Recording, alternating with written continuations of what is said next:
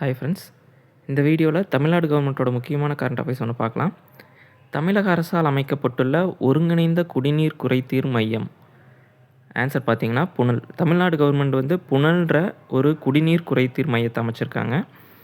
இந்த குறைதீர் மையம் வந்து எந்த அமைப்பால் அமைக்கப்பட்டதுன்னா தமிழ்நாடு குடிநீர் வழங்கல் மற்றும் வடிகால் வாரியத்தால் அமைக்கப்பட்டது. குடிநீர் தொடர்பான அனைத்து புகார்களையும் பதிவு செய்வதற்கான பொதுவான தளமாக இந்த மையத்தை அமைச்சிருக்காங்க. இது வந்து 24/7 செயல்படும் அப்படின்னு சொல்லியிருக்காங்க.